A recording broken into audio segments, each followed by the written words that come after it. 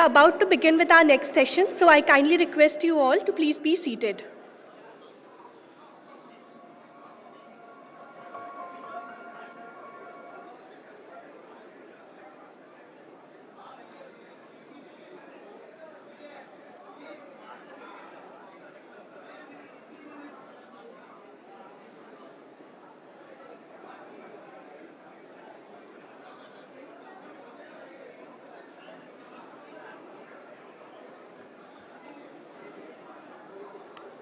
I request all the guests to please take their seats. We're about to begin with the second session, which is the keynote address. The keynote address is being delivered by Dr. Arvind Panagaria, and our keynote speaker has arrived, so I request everyone to please take their seats.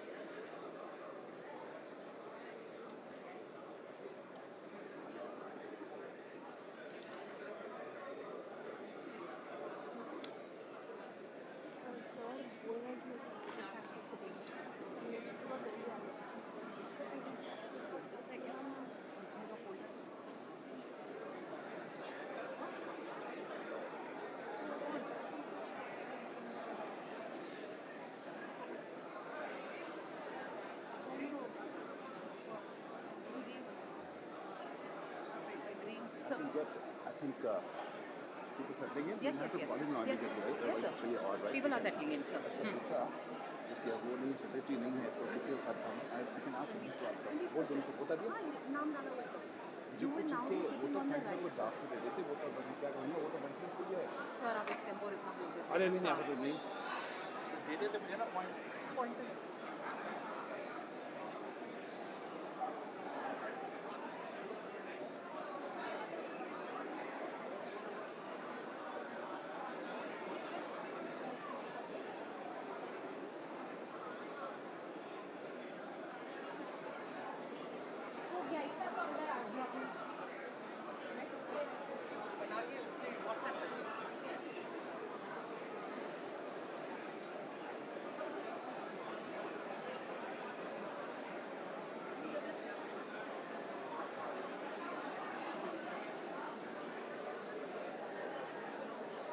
Good afternoon. We will now be beginning with the second session for today's event. I request all the guests to please take their seats. All the guests sitting at the back are requested to move towards the front, please, as there are vacant seats there.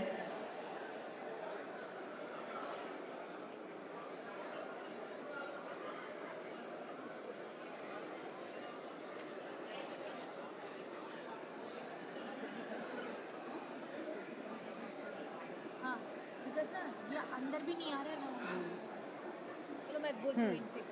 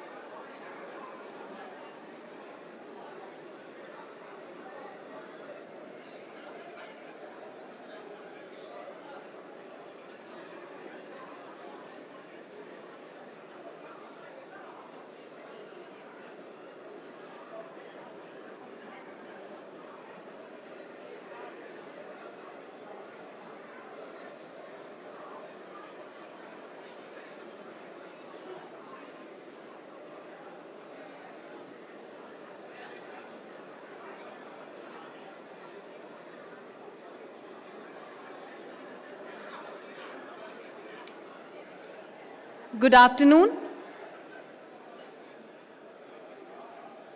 We now begin with the second session for today's event, the keynote address. It is our privilege today to have Dr. Arvind Panagaria delivering the keynote address. And since Sir has arrived, I request everyone to please take their seats as we're beginning with the session.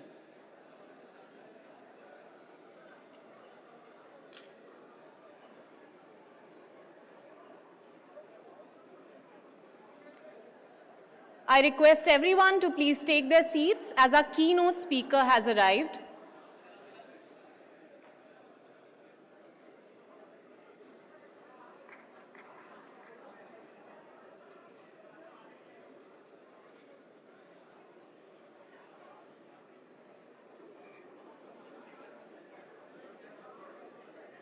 I once again request all our guests to please take their seats. I also request you to please put your mobile phones on silent. Please give a huge round of applause to our keynote speaker, Dr. Arvind Panagaria.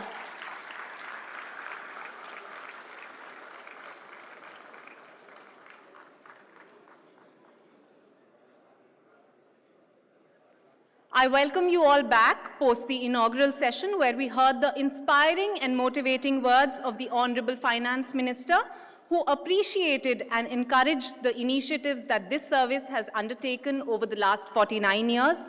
And she also exhorted all of us to forge ahead towards newer horizons in the times to come. We now have the good fortune of listening to another stalwart, Dr. Arvind Panagaria.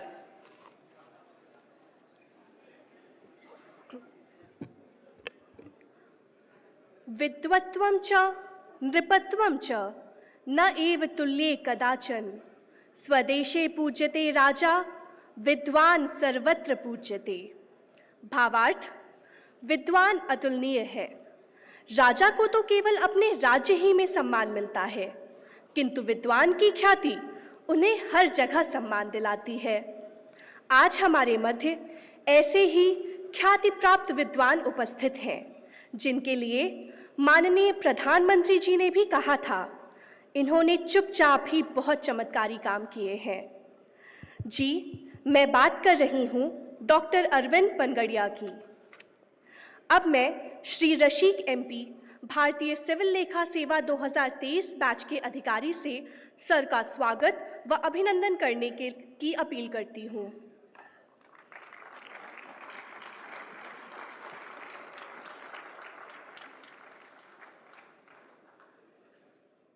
धन्यवाद।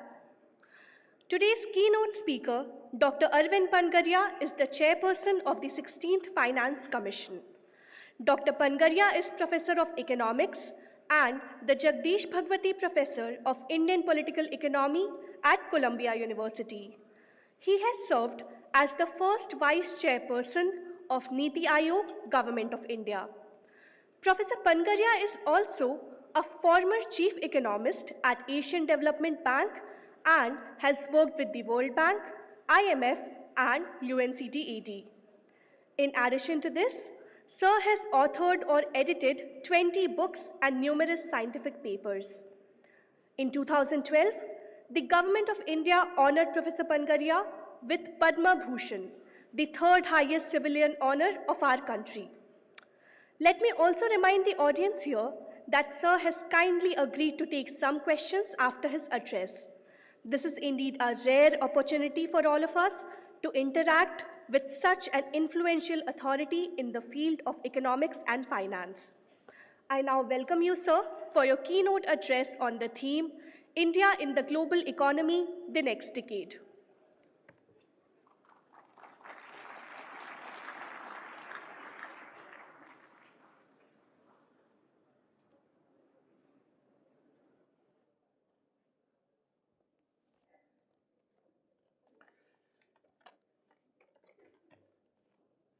The Comptroller General of Accounts, Mr. Dubey, Mr. Sanjeev Srivastav, distinguished guests. It is a great privilege and a matter of pleasure for me to be speaking today on the subject of Indian economy. in the next 10 years in the global context. But before I turn to the subject of the day, let me just say that I should congratulate Mr. Dubey and, of course, all the staff from his office for the incredible system they have built, the PFMS.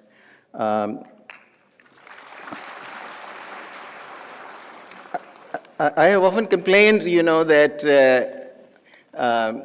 in the public kind of perception and in the public space, we often hear about the UPI system, its different layers, and even when some of the layers are still in progress, actually, we hear a lot about these things.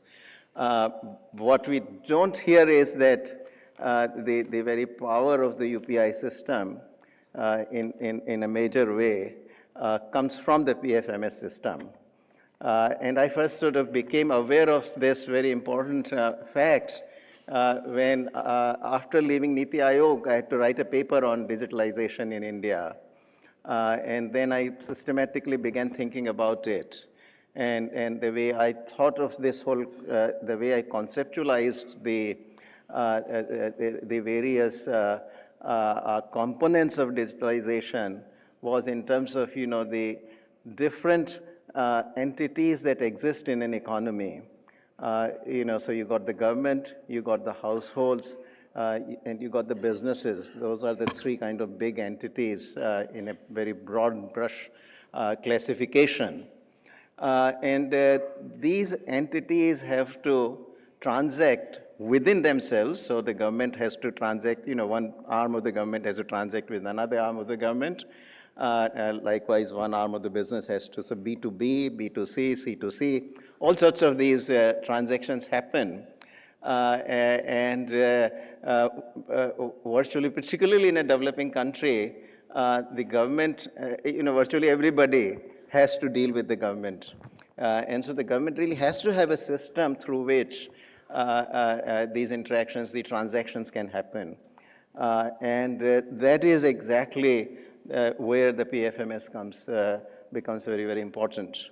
I also realized actually that I had some bit of role to play at one point in this whole digitalization process because I was at the Niti Aayog at the time, very early on in 2015. At one point, actually, the Aadhaar was going to be handed over to the Home Ministry. And if that were the case, of course, that would have meant that in issuing the Aadhaar cards, perhaps the citizenship issue might come in, and the expansion of the system would then become hostage to that. And at that point, sort of, I went to the then Finance Minister, Mr. Arun Jaitley, and all, and in the end, it didn't happen, and Aadhaar really remained outside of the Home Ministry. And so that is what ultimately led to the major expansion of Aadhaar cards, and it got, the whole saturation process could be brought to its logical conclusion very rapidly. And that, in the end, of course, thinking back, what PFMS does for that Aadhaar is incredibly important. The fact that 10 crore people can receive funds just on one click, about which I wrote in this article that I ultimately completed, it happens on the back of the PFMS system. It is really the power of the PFMS system. And just as, we have been, this is what Mr.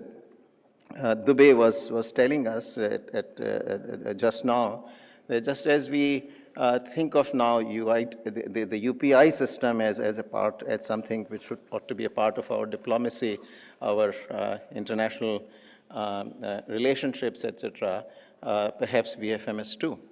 So I think it has a great future.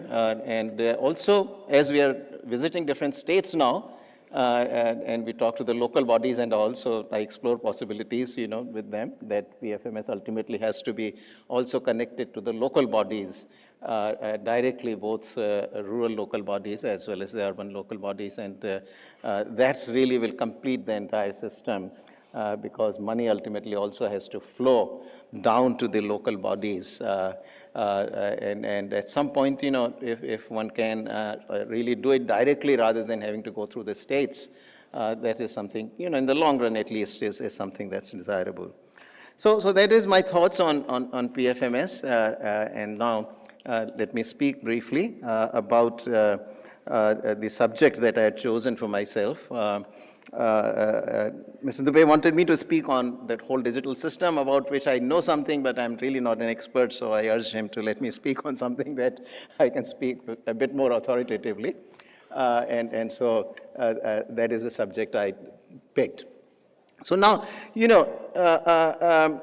what happens, one notices that anytime, anything that is not positive, any negative news that comes in, it really suddenly, even if it's a quarterly figure of the GDP, or a half-yearly figure, or even monthly figure, if you could have that, and it's a low figure, very quickly we begin to, extrapolate that, oh, suddenly the economy is in trouble. That, this whole talk about the $10 trillion economy, or the talk about Viksit Bharat by 2047, etc., is all in some sort of danger. And to the extent that, negative news generally in our own minds also sticks more than the positive news. I think this is just human tendency, that our brain kind of works like Velcro to the bad news, and like Teflon for good news. So good news tends not to stick, but bad news tends to stick. So, we saw these, data growth estimates coming in initially for first quarter of the 24-25, and then the second quarter, and they were tepid compared with the past.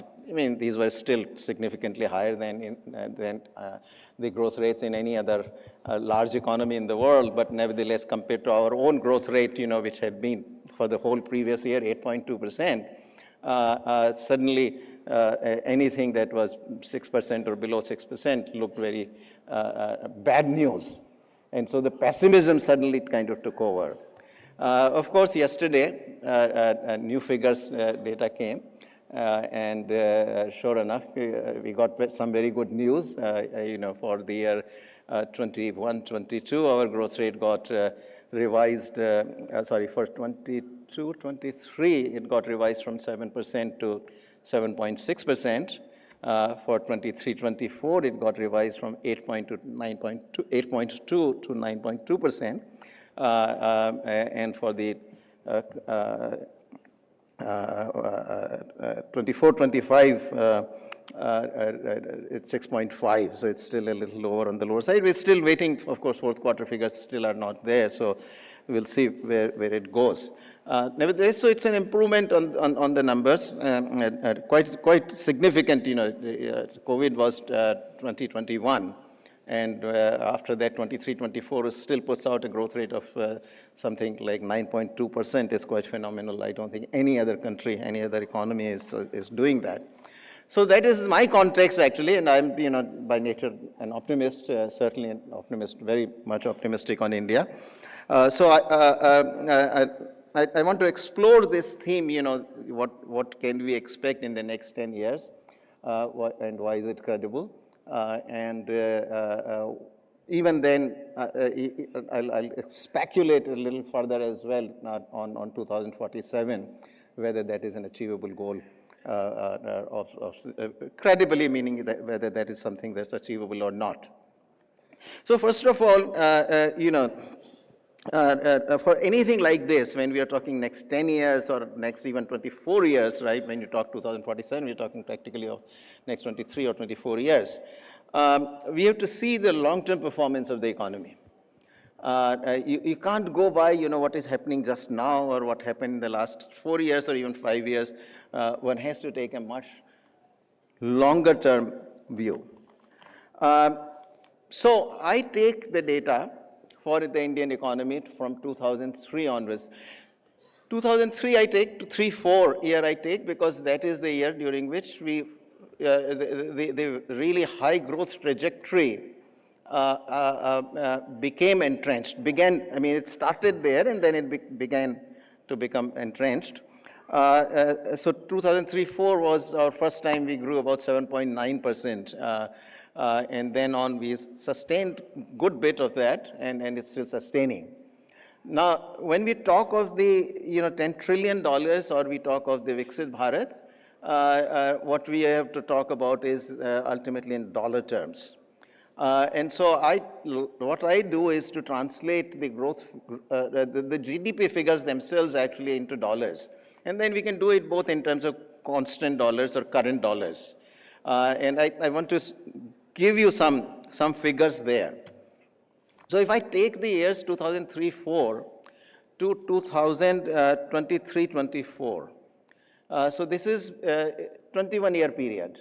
Now this is a 21-year period during which I can say that we went through about 3 crises of different magnitudes. The first one was the 2008 global financial crisis. Second one was, around 2017 to 2020, I would say, our domestic financial markets crisis, when all the NPA, the NPAs that had been accumulated over several years, principally driven by the decisions made under the previous government, ultimately led to the collapse of the credit growth in 2017, which eventually also spilled over into this non-bank finance companies, NBFC crisis and all. So that was our second crisis. And the third one, of course, was COVID. So this is a 21-year period which experienced a lot of shocks, a lot of shocks which turned economic shocks also.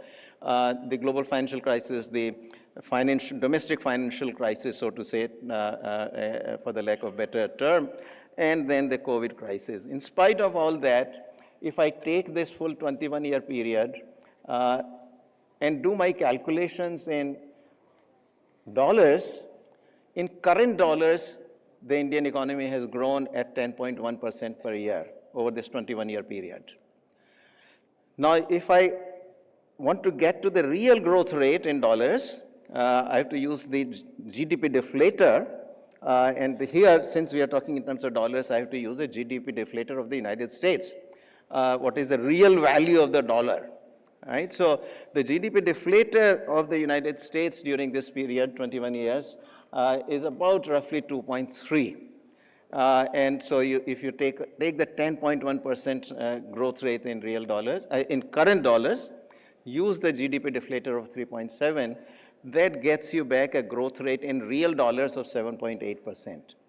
So when we do the growth rate only in rupees, you understate the growth rate. If you were to do this, you will probably get something for this 21-year period, something a little below 7% in real rupees. But what happens is that when a developing country grows, because it starts out with a low per capita income, over time its relative prices, meaning its price levels relative to the advanced economies, rise. And that leads to an appreciation in real terms of the domestic currency. So the rupee vis-a-vis the dollar has appreciated something more than 1% or so per year during this period, which accounts for the growth rate in real dollars being 7.8%. So we have actually sustained a very high growth rate, particularly when we do the calculations in terms of real dollars. And that is my kind of reason for optimism. And if I were to actually now, be ambitious and be bold, let's say, and project this forward. So if I were to project this growth rate, use that growth rate of 10.1%. By the way, actually, the growth rate is even higher if I cut the date to 2019-20. So if I take a shorter period, 17 years from 2003-4 to 2019-20, then in current dollars, growth rate is about 11%. In real dollars, it's about 9%. So if I take out the COVID crisis and post-COVID years, then growth rate was even higher. So I'm being conservative when I say that let's take the entire 21-year period, take the growth rate of that period, which is about, in current dollars, 10.1%. Now let's say that suppose we maintain that 10.1% growth rate over the next 10 years. That actually gets us to something about, if you do the compound growth rate to the current, the present GDP numbers, you get to about 9.5 trillion. So in about 10 years, you get to close to about $10 trillion. This is 2033, 34. So in this sense, I see that there is certainly a path which is feasible, right? Now, whether it's plausible or not, I will come back to argue. Why is it not? Why is this not only feasible but plausible? I'll come to that. But feasibility is simply that, look, this is something we have done for 21 years, in spite of the 3 crises that I mentioned. And so certainly it is feasible for India to grow in current dollars at 10.1%. And if you do that, then in 10 years' time, you are practically there for $10 trillion. I'll also come in a minute to the Viksit Bharat ambition of the Prime Minister. But let me, at the moment, just say that why this is a plausible scenario, why this growth can be sustained over the next several years. There are a number of factors. First of all, India is a stable democracy. I think that's very important. And there's full law and order, etc., governance.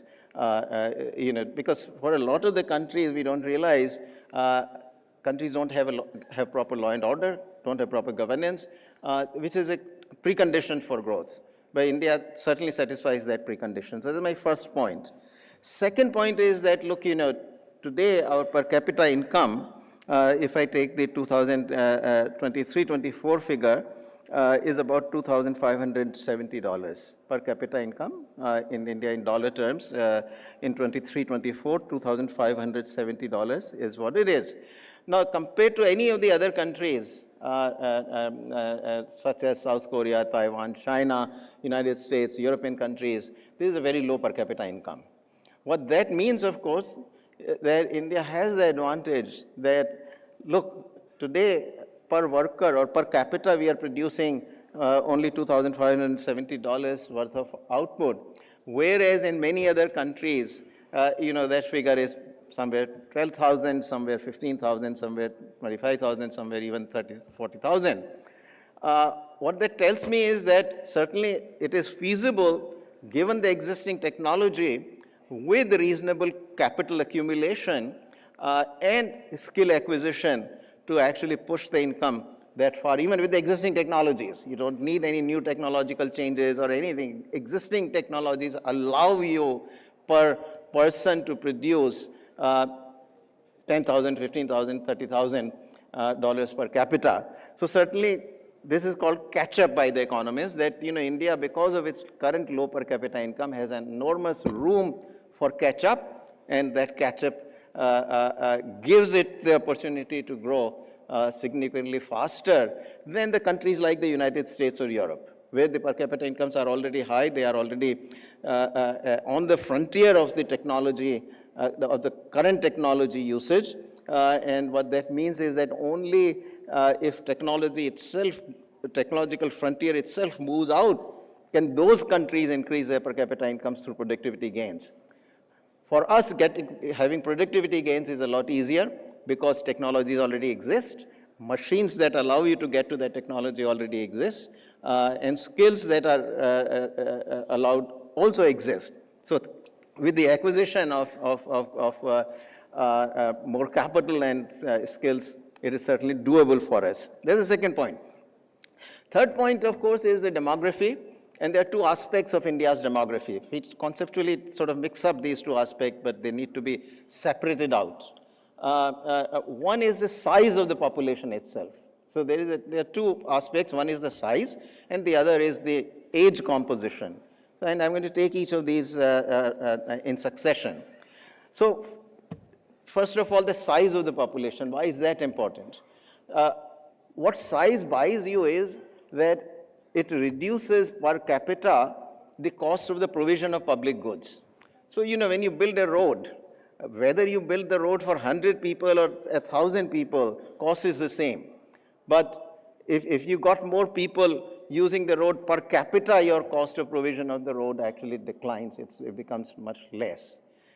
That argument actually applies very powerfully even with even much greater force to the digital infrastructure.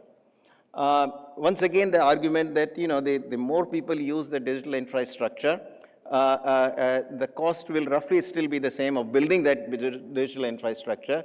So per capita cost of the provision of the digital infrastructure declines with the larger population. So whether you are building, the UPI or PFMS in India versus if you are in a smaller country, Bangladesh or what have you, the cost differences are going to be not very large. There will be some differences, but not very large, not proportionately. On per capita basis, that gives India a much lower cost of provision of the digital infrastructure. In the digital infrastructure, actually, there is another economy, another cost advantage that arises, which is also how many people are interacting on that digital infrastructure, right? So if you have the UPI and there are only 100 other people with whom you can transact, then your benefit from transacting on the UPI is not so great. But when you got, 1,000 and actually crores of people with which you can interact, with which the system can interact, the businesses can interact, ultimately once you build up the second and third layers of this digital infrastructure as well, your benefits to having that digital infrastructure for each individual rise also. So there is this size advantage in the provision of public goods. That's one. The second is, of course, the demographic profile, which is the fact that India is a very young country. And that advantage is still going to stay with us for a while, in the next 10 to 20 years for sure. And what that, of course, means is that when you got younger population, there are more workers per 1,000 population. And this younger population also does savings, because the older population usually lives on the past savings, so it is doing this saving, whereas the younger population saves for the future, and so a larger proportion of younger population also translates in a higher savings rate, and that of course means also the ability to accumulate capital. So that also, therefore, for both the reasons, larger population as well as larger capital stock gives you the ability to grow more rapidly. And the last, of course, is the fact that India has really now gradually gone on to improve its governance system. Lot of economic reforms that had to be done have been done. Some more need to be done, which will have to be done as we go forward.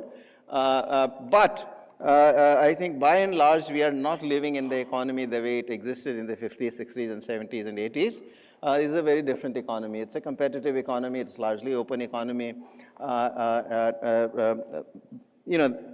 No doubt there are some more reforms required, but I think they are likely to happen. And therefore, I feel that we are very well positioned, therefore, to sustain the 10.1% growth in current dollars that I mentioned earlier. Okay, so that I think is my set of arguments for why this will be sustained. Now I want to get one last point here and then conclude, which is that what does it say about the Viksit Bharat ambition of India? That of course begs the question, what is the definition of Viksit Bharat? And the generally agreed definition, or the only one that we actually have, is the threshold for the high income status of a country that is provided by the World Bank. So the World Bank uses this classification of countries into low income, middle income, high income, and then middle income get divided into lower middle, upper middle income, etc.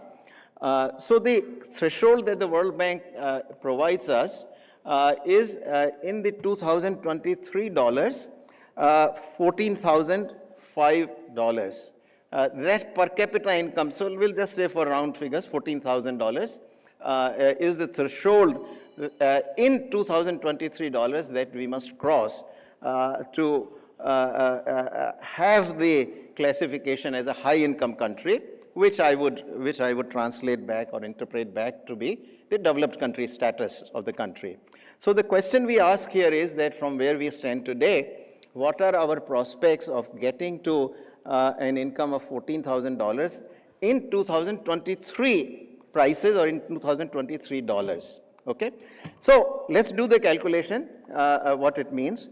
So today our per capita income in dollars in 2023 dollars is about $2,570.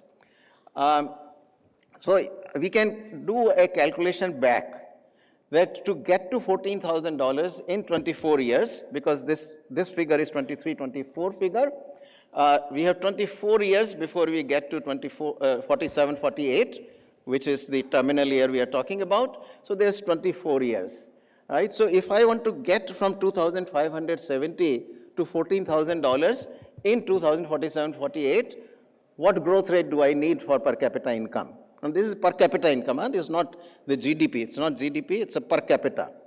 So if I do that calculation back using compound growth rate, etc., the growth rate that comes out of it is that I should achieve is 7.3%, meaning my per capita income from 2023-24 onward has to grow annually at 7.3%. Is it feasible for me? Well, remember that I told you that in the last 21 years, GDP in constant dollars has grown at 7.8%. I said, 10.1 is in current dollars, 2.3 is the GDP deflator of the United States. That brings us in real dollars at 7.8. So that gives us our growth rate for the last 21 years at 7.8%. Per capita income growth that we need is 7.3%, but population will be growing also.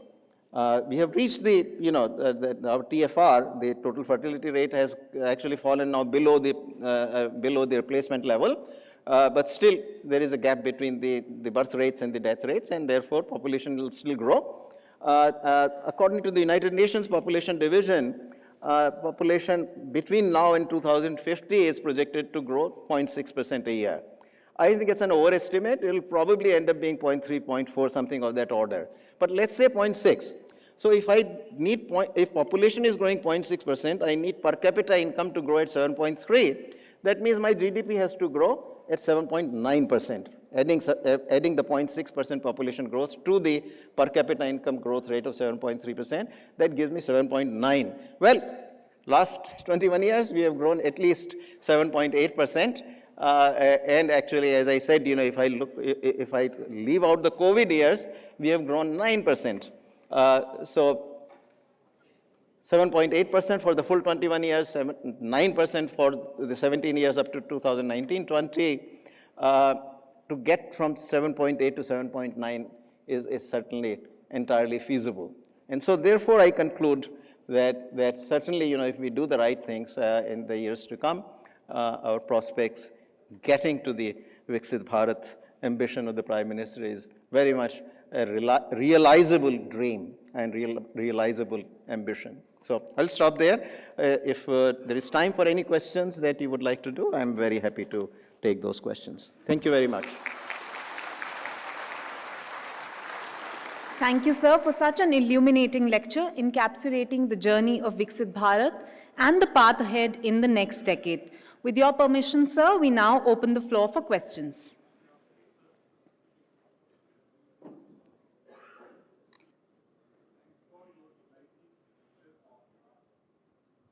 The mic system, I think so that is audible. Yes. So the mic is just coming to you, sir. Just 1 second. The mic is coming. Yes. I request everyone asking questions to please also introduce themselves. Hello. Thank you, sir. I am Sanjay Singh, Principal Chief Control of Accounts, CBDT, Central Board of Direct Taxes. Thank you for your enlightening lecture. I just want to ask one question, with permission, sir, that you have basically described that how we have moved from 2003-4 to now, as far as the GDP growth is concerned, and in fact per capita income also.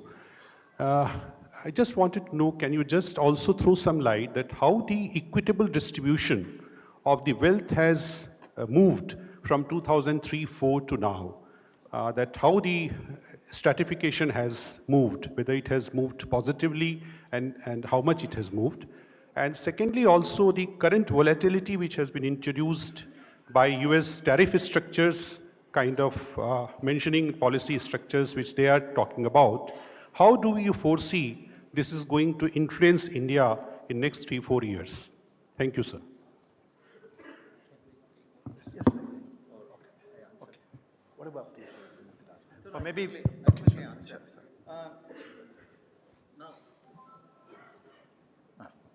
Thank you. All right, so first here on equity, I'll first tell you how I see this, this issue. I mean, there are a lot of issues within the equity issue.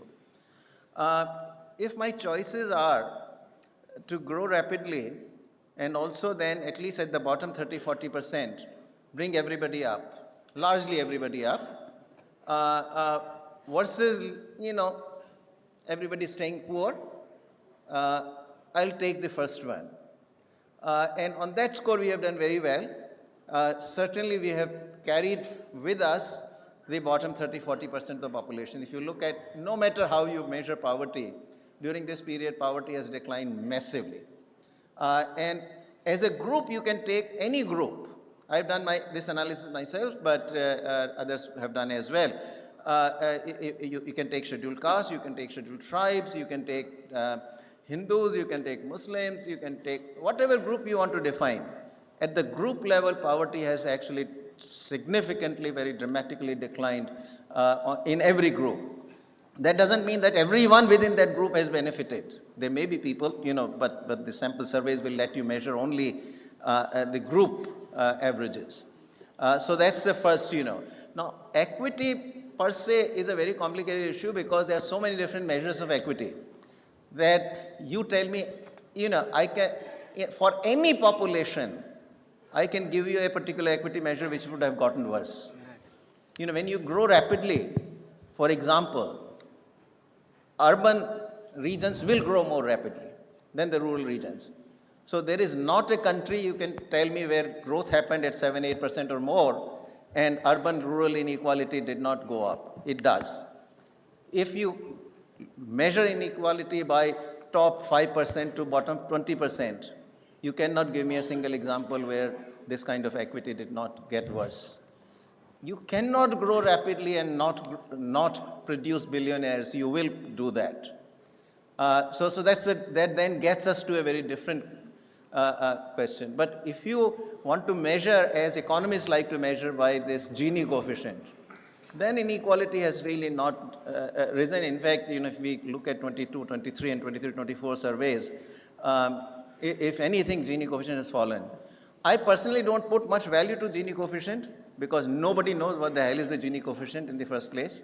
And no individual, as they relate to the rest of the population, thinks in terms of the Gini coefficient. It is something very popular with the economists. We love to kind of, you know, because we can calculate that. And so, and we can get the intellectuals very excited about it.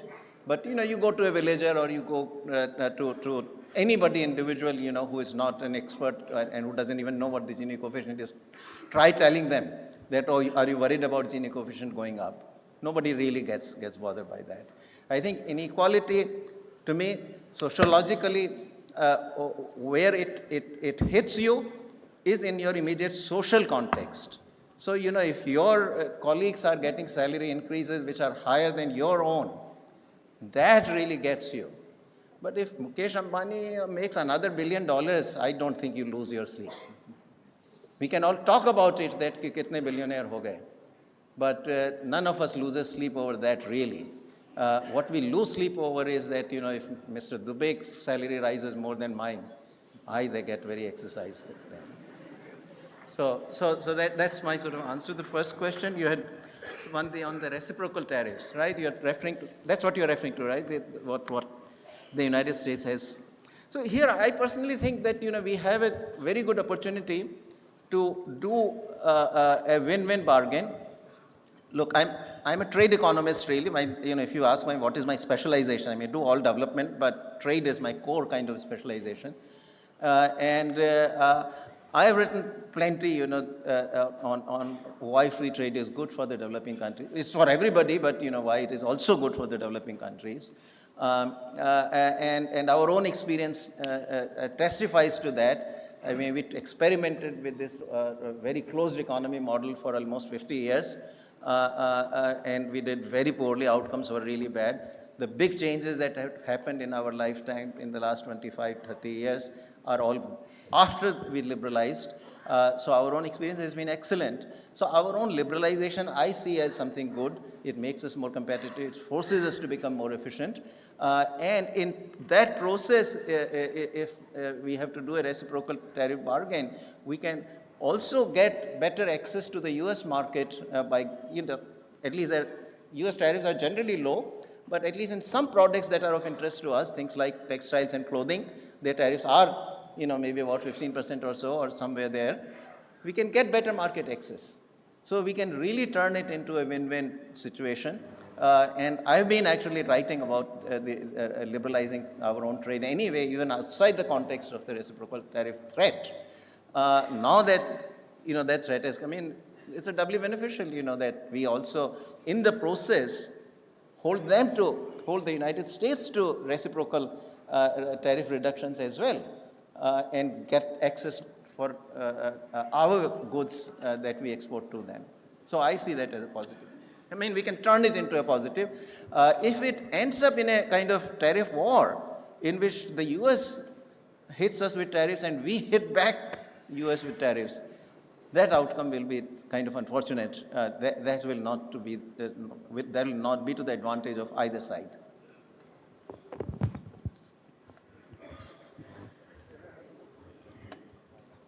Sir, I am Rajesh Kumar. I am Director General of Institute of Government Accounts and Finance. I have two interrelated questions, sir. One is that as you talk about growth, which particular field you feel the growth will actually happen, whether in the manufacturing sector or in the service sector? Because we hear a lot of discussion going around that.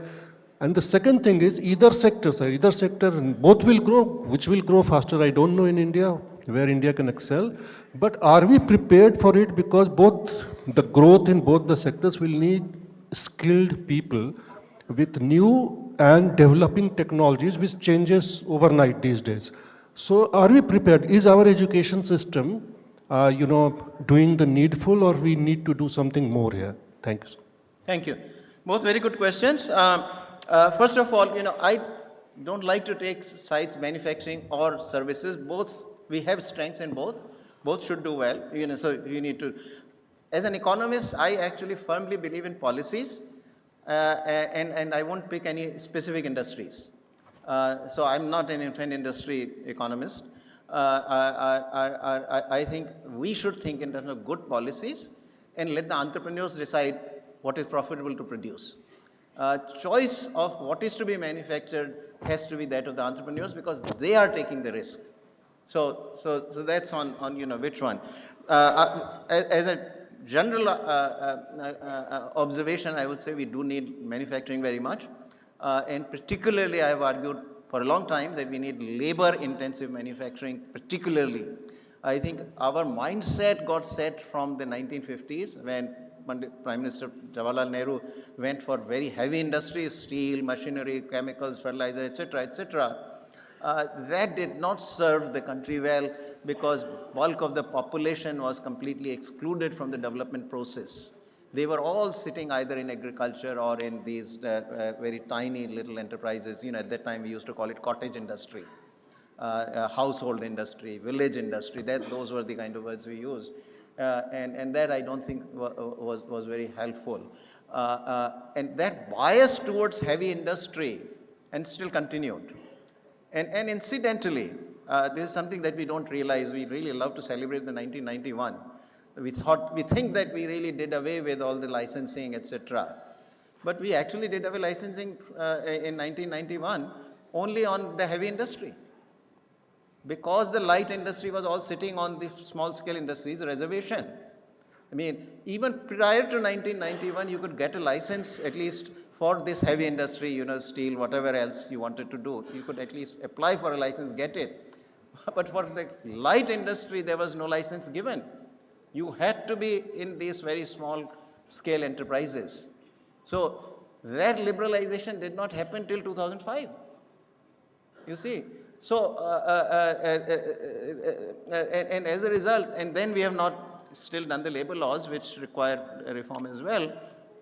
So, I do think that we do need to carry out the necessary reforms which will facilitate the emergence of the labor intensive industry on a larger scale so that we can create good jobs for the masses. You see, there are good jobs certainly for the very highly skilled. We have those, IT industry, pharmaceutical industry, machinery industry. These are all, you know, for engineers, for talented engineers, etc. You got the jobs. But when it comes to the masses, I think, you know, there is a jobs issue. So that I think is very important. On skills, I believe, again, you know, my personal belief is that the true skill, I mean, you can prepare the population for for acquiring the skills, but actual acquisition of the skills happens on the job. I mean, I'm sure even in your own surveys, you would agree that no matter how talented all of you come in, it takes a year or two of on-the-job work to understand, to really get what I will call the skills of operating within the governmental system. And that's true for journalists, and that's true for economists, for teachers, for anybody. So, which is where I come back to, you know, we need to create the jobs. Only when people will work on the job, the good skills will be created. Now, implicitly you said, do we need to do something about education, etc.? I think we need to. I think our education system, particularly the higher education system, is in dire need of reform. We are operating under the 1956 University Grants Commission Act. That is antiquated. At least in the medical education, we were able to change it. This was a reform actually I take credit for. The Indian Medical Council Act was replaced by the National Medical Commission Act. And that has been a very good reform. And as a result, we are seeing massive expansion of medical education now. In higher education, I think by and large, it's not an expansion issue. On that front, we are doing okay even under the UGC Act, but the quality issue remains, and a lot of the reform there is required. Good afternoon, sir. Okay. Good afternoon, sir. Yes, sir. I'm Sophia Dhaya. I am Chief Controller of Accounts in Ministry of Housing and Urban Affairs. So my question relates to your role as Chairman FC and something that you referred to at the start of your talk regarding harmonization of accounts of Government of India and the state and the local bodies. In Mahua, sir, we are working on the urban local bodies portion. Now, for Government of India, it is very clear why we would want to do that, because we can get accounts at one platform, we can have data at one click at a granular level, and that will obviously feed into the decision support system.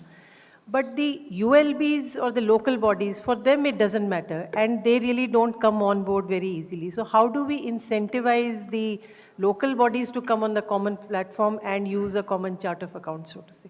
Thank you, sir. I'm afraid on that one we can discuss afterwards, but as the FC chairman, I really shouldn't comment on that. I recognize the issue, and some progress previous commissions have tried to make in that direction. I think 15th has made some progress there. Yes, sir. There is a recommendation. And hopefully we'll try to make some more progress. So it's a recognized problem, but beyond that I won't say anything. Thank you, sir. This is a mic. Please use a mic, please. Yeah. The CGA has submitted a report on the harmonization of the urban local bodies with the chart of accounts. There is a report already available, which probably we just need to take it forward. We had representatives from the office of the CAG also for the report, and it's already been submitted and it is available with the government. Thank you, sir. I'm TCA Kalyani. I'm Principal Chief Controller of Accounts, MHA. Good I can answer. afternoon, sir. That book, that report is being examined, and we are working closely with Ministry of Urban Development, and we are seeking the guidance of Chairman Finance Commission as well, how to go about integrating all the 3 tiers of the governance. Yes, I think. Can I just? Yeah, please go ahead.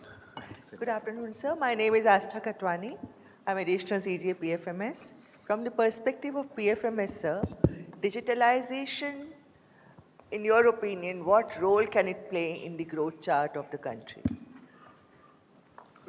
But you already know, I mean, it's, how the accounts were done 10 years ago and how they are done today. Yes, sir, but what would be your advice? Really, if you see the data that are there in the booklet that has been released, actually, in fact, I'm carrying it in my pocket here. So let me just read out, which I'm sure you've seen, right? So the platform itself, right, what did it have? It had 14 lakh agencies on board 2014. Today, you have 40 lakh. You had 175 crore transactions on PFMS in 14. You now are doing 45 lakh crore. You had about 1,500 schemes in 14. You now have about 17,229. So, I mean, I'm just rereading what you have seen. So I mean, obviously, this is due to digitalization. The kind of efficiency you are achieving is just phenomenal. To me, I mean, as a user, I thought that this whole thing where for the first time when the Prime Minister actually did one click and the 6,000 rupees or 2,000 rupees to about 10 crore people could be in one click actually transferred to the accounts of the beneficiaries. I think that's a miracle of digitalization. So, I mean, look, for the economists, it's very difficult to measure the gains that accrue in productivity. At the macro level, studies that are being done, this productivity gain is a little tough to capture on the macro level. Measurement is a challenge. But as users, certainly in our own lives, the kinds of improvements that have happened because of digitalization of PFMS is one part of it, but a lot of others, is just phenomenal. I mean, remember the lines, queues in which you have to go and stand to pay your water bill, your electricity bill, your, none of that now you need to do. So it's very heartening to know from your speech that the growth numbers are there with us, which will help us align with the global economy. So Tripti Ghosh here. I'm joint CGA in the office of the CGA. And it's very heartening to know that growth numbers are with us. But sir, with alignment with the global economy, it has its own challenges. There are, as we know, downturns and all the challenges. So how do you think, what are the steps India should be taking so that this journey is smoother? And adding to that, since you told you are working in trade, so do you think the time is ripe for capital account convertibility for India? Capital account convertibility. So, on the second part of the question, on capital account convertibility, I am more conservative on this, and I would rather go slow on that one. So, I would still not suggest that we do that. I think, we have managed the exchange rate, and by and large, I think that has served us well. If I look at our history from 91 on till today, that exchange rate management has been generally a positive contributor. Because remember that, if you adopt full capital account convertibility, then effectively the exchange rate management is out of your hands. you cannot intervene then. So I would still wait for quite a while actually for per capita incomes to rise to at least $8,000 to $10,000. I will wait on that one. Now, on the challenges from the global economy, there is no doubt that the global trading system particularly is not what it used to be. WTO itself is under very huge stress. Today, there is no appellate body that is functioning, which is absolutely essential. I mean, it's like, having a system of laws where there is no Supreme Court. So you have no Court of Appeals left. That is what we are, that is the world we are in right now. Now, so there are stresses in the system. Having said that, one thing I really see is that nevertheless, somehow, and perhaps it is because, one of the very wise trade economists who died a few years ago, Robert Baldwin, he always used to say that, the markets are always porous, and no matter how much you try to control them, determined exporters find ways to export. And that's a more general argument, of course, that the determined entrepreneurs find ways around a system. I mean, that's how our own entrepreneurs, still worked around the kind of license permit Raj and all that. So the numbers that I see are the following, that remember that, after 2018-19, you had the Trump tariffs first term. He also had this retaliatory tariff war with China. US imposed tariffs on China, China imposed tariffs on the US. After that, we had the Ukraine-Russia war, as a result of which a lot of sanctions were imposed on Russia. So a lot of this disruption has happened during these years. But if I look at the trade numbers, talking about determined exporters, the pre-COVID peak for merchandise exports globally was about 19 trillion. And for services, it was 6 trillion. Post-COVID peak, 25 trillion in merchandise exports, 7 trillion in services exports. So you've got a massively large market still, and which has continued to grow. Our problem is not that there is not enough there is not enough market available out there. Our problem is that our own share in that market is tiny. India's share in the merchandise export market is less than 2%, in services less than 4%. China in merchandise exports is something like 12 to 13%. That is where I think, so which is why I take the view that, our issues are more of internal policies. We need to do a bit more, push our reforms a bit more, and that I think will carry us through.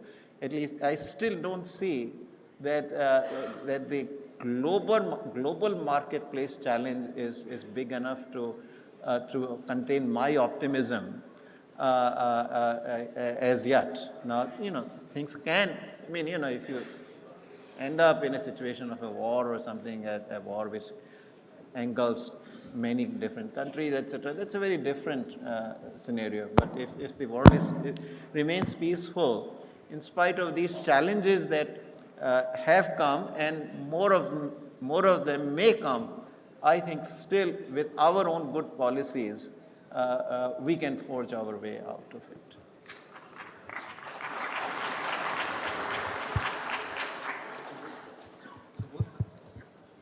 Good afternoon, sir. I am Aditya Bamne, Officer Trainee of 2024 batch. Sir, thank you for your insights regarding per capita income. Sir, my question is regarding debt to GDP ratio and increase the state borrowings.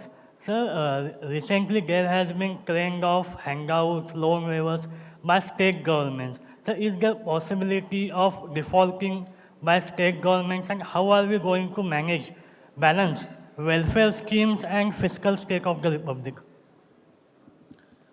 So I generally would avoid, commenting on issues of that nature, because it does involve a little bit of the FC work. But broadly in our system, on your default issue, in our system really state defaults really don't happen, because ultimately, constitutionally, the macroeconomic stability is assigned to the central government. And it is within that kind of power, there are provisions within the constitution which also allow the central government to put some sort of limit on the borrowing by the states. Right? Nobody puts any limit on borrowing by the central government. That is an endogenous outcome because the central government carries on its shoulders the responsibility of the national macroeconomic stability. So it is burdened by that, and therefore it has to regulate itself in terms of containing its own fiscal deficits, etc. As far as the state governments are concerned, the central government decides the limit on how much they can borrow. And so that is the instrument really that you basically use.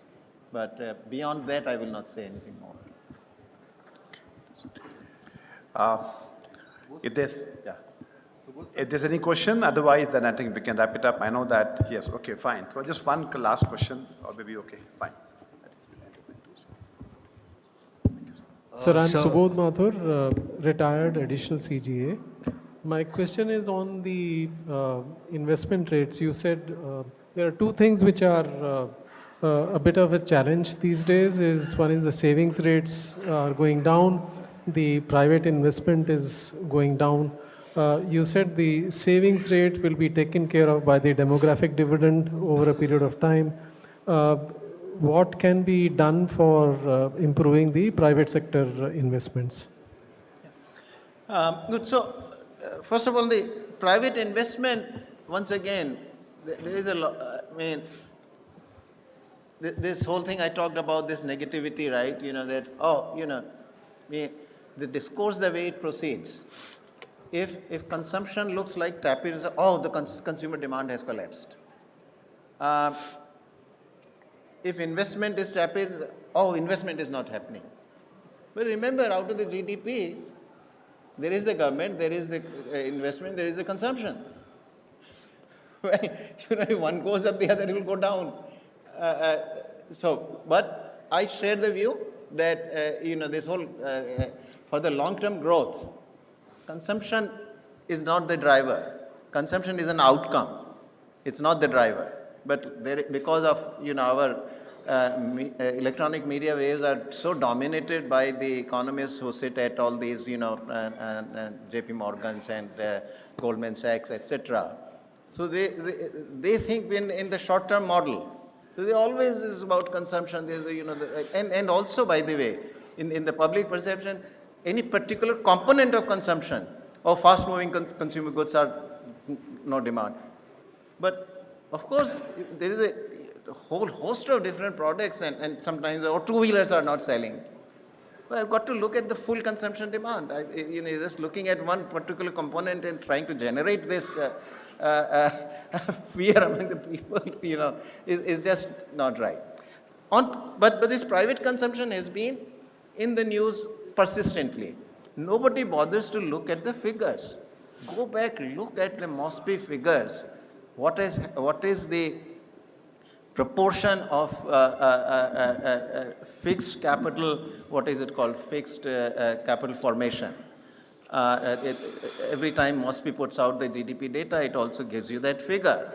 Now, pre-COVID, soon after COVID, actually, it had been declining. 1920 was a bad year, and so this proportion share of the total capital investment in the GDP had been declining, and fallen to something close to about 28% post-COVID.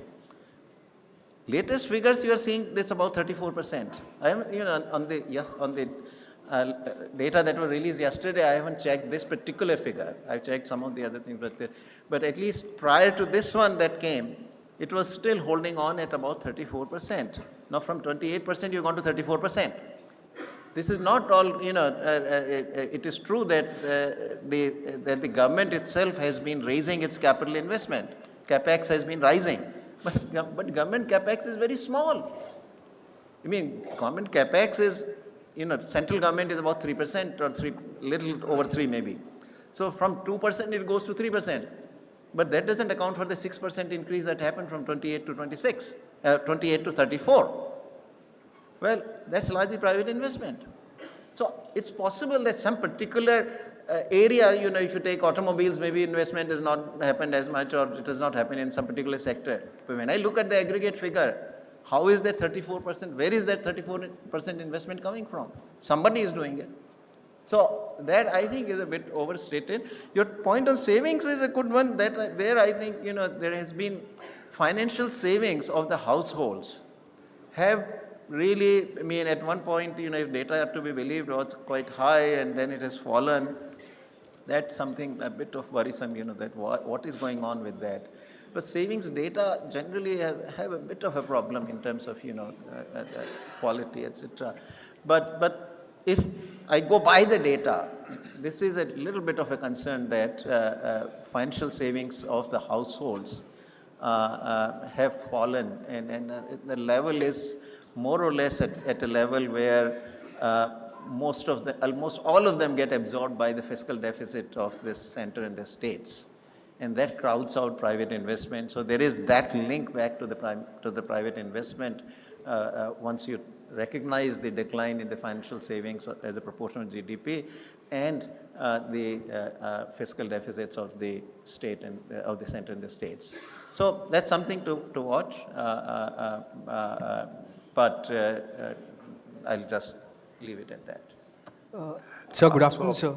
I think, last question. Okay, this is the last question because then I know that it is very difficult actually to hold on. When sir is here, obviously I can understand your curiosity, but the last question, right? Yes. And then I think we can close, yes. Yes, sir. Sir, I am Abhijay Pagare. I am from batch of 2023. Sir, I have a question regarding the fall of Indian rupees and the FPIs pulling out, and at the same time, the currency exchange rate with rupees depreciating. At the same time, we are seeing that RBI is using the forex and managing the rate. So how do you think is this sustainable given that we have only hardly $600 billion of forex? And what is the way forward if this has to be a sustainable rate? Yeah. That's the question, sir. So I'll not comment on anything current. That's not right for me. I hold a position. But more broadly, I would say, what the RBI has done over a long period is to not resist any long-term movements in the rupee, because you cannot do that. If the rupee is going to depreciate to some level, and you are going to hold it, let's say rupee is going to depreciate to 85. I am trying to be hypothetical on purpose. So suppose today it's 80, and its long-term tendency is to go to 85. And if RBI is going to resist it, it will exhaust all its foreign exchange reserves and not be able to still sustain it at 80. So RBI doesn't try to do that. Any long-term movements that are to happen in the rupee dollar exchange rate are allowed to happen. What it tries to smooth out are the short-term fluctuations in the exchange rate in the day-to-day, or even it could be monthly or so. That is all it tries to do, and that it has done reasonably successfully. Because mind you, that long-term movement in the rupee dollar exchange rate has been permitted, meaning has happened. If you look at, when we start 91, rupee dollar was about 17, 18 rupees to a dollar. By 2002, it had gone to about 46 rupees to a dollar. Today, it's about 85, 86 rupees to a dollar. So the long-term movements very wisely have been allowed, and short-term fluctuations have been, smoothed out. And that, I think, broadly speaking, has been a very sensible policy. I thank Professor Pangaria for a truly captivating and thought-provoking session, which has given us a nuanced perspective on Indian economical landscape. Thank you so much, sir.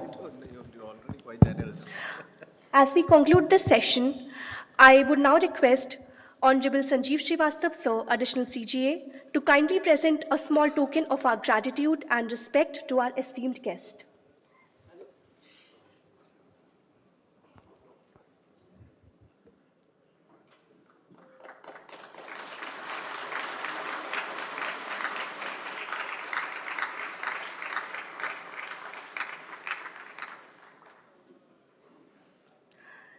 It is worth repeating that it is truly an honor to have such a luminary in our midst.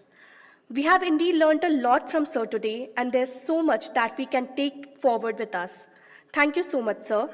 I now request Honorable CGA, sir, to kindly propose a vote of thanks for the session and bring the session to a rightful closure.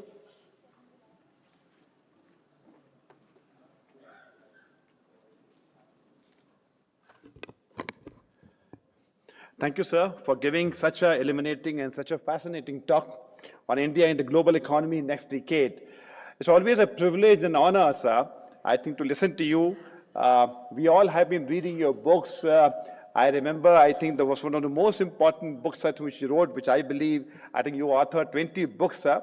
So आपके बारे में, sir, कि मैं कहूँ कि being an academic giant, strategic thinker, policy maker, trade economist, तो अगर हिंदी में कहूँ तो सूरज को दीपक दिखाने के बराबर है, सर. तो I think it's been such an honor to have you here. I think I see a lot of many economists sitting here. You would have read the book, India, the Emerging Giant. I think it was released in 2008, and it is treated as a definitive book to study the Indian economy. And then the other book, Why Growth Matters, with Jagdish Bhagwati. This is something which is called a manifesto for the policy makers. And I've had the privilege of attending the last book which sir had written on Nehru era, sir. Thank you very much, sir. It's been my privilege and honor reading your books. And we all sitting here, I think, have read your books. And you've been a great supporter of PFMS, sir. You've been writing on digitalization. And I've had the personal privilege of seeking your guidance. Now that in the capacity of 16th Finance Commission, I've been interacting with sir. We had a good presentation before him. So sir obviously knows what journey we have had, particularly the last 10 years. In the morning session, sir, we have released this compendium. And this could serve to be a very good compendium about the journey, the glorious journey PFM has had. And now, sir, we're in the process of formulating the PFMS 2 version. So I think we will certainly seek your guidance to see to it that what we can do. Because PFMS 1 has nearly accomplished the overall objective of just-in-time release of funds, contributing to the cash management. And we talked about fiscal deficit. This has certainly helped. And the last module which we have rolled out, SNS Push, is helping both the state government, central government to manage the borrowings. And this has certainly contributed overall cash management, sir. And you have so simply told us the blueprint to how then the Honorable Prime Minister's vision of Viksit Bharat is going to be realized by achieving a 7.3% growth rate to achieve the figure of 14,000 per capita income to dollars. So I think, sir, this has been a very illuminating talk, and I am very thankful to you, sir, that you took your valuable time to be with us at us, and we'll be working very closely with you, sir. I think we already made a presentation on PFMS, and we're looking forward to your very useful recommendations, which I think, as we talked about, PFMS can be a good instrument for integrating all the 3 tiers of governance to arrive at a unified government accounts picture. So thank you very much, sir, for sparing your valuable time. It's been always a privilege and honor listening to you. Thank you so much, sir.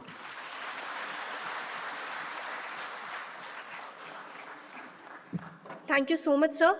Can we please have one last resounding round of applause for our esteemed guests? And with this, we bring today's keynote session to a close. Thank you, everyone. I now invite everyone for lunch. The dignitaries on the dais, secretaries, and the retired CJAs are requested to kindly proceed towards the VIP lounge, while the rest of the audience is requested to proceed towards the atrium for lunch. Thank you.